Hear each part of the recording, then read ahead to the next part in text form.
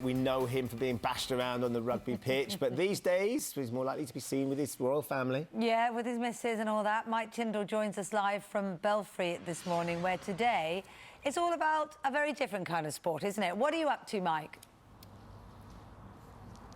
Yeah, it's the 4th year of my charity golf day. Luckily, it was raining yesterday. It's beautiful here at the moment, so we're trying to raise some money for the Hampson Foundation, which helps people who suffer catastrophic injuries through sport, and also the Rugby for Heroes, which is a charity that deals with the transition between military life and civilian life for the armed forces. So hopefully we'll raise a lot of money, but hopefully we'll have a good day too. Yeah, it's set to be a cracking day, I'm sure, Mike. I know you've got a lot of celebrities joining up there as well, but that's interesting. Rugby for Heroes and that transition from military life into civilian life can be quite difficult. And I think that you've said in the past that you can kind of understand a little bit about that, because when you move from professional sport and the rigours and the regime and the routine of professional sport into suddenly not doing it, that's something that you experience as well, isn't it? Yeah, it's. I don't think we ever experience it to the level that the guys, the servicemen and women do.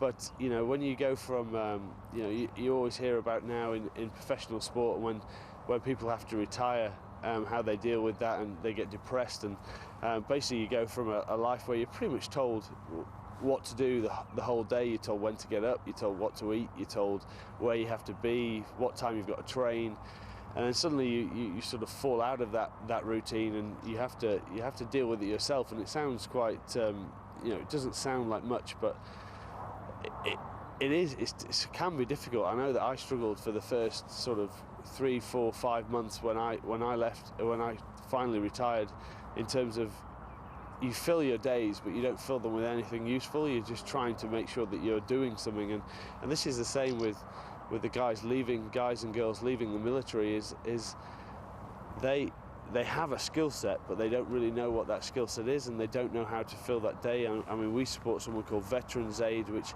we've got 10,000 veterans that are homeless. They live on the street, and they just can't find their way in life. And what we try and do is bridge that gap. They've given so much to their country, and what they do in terms of in the armed forces, and we're just trying to help fill that gap, help them understand that there is a massive role for them to play in civilian life, and try and get them back in there and make it as smooth a transition as we possibly can.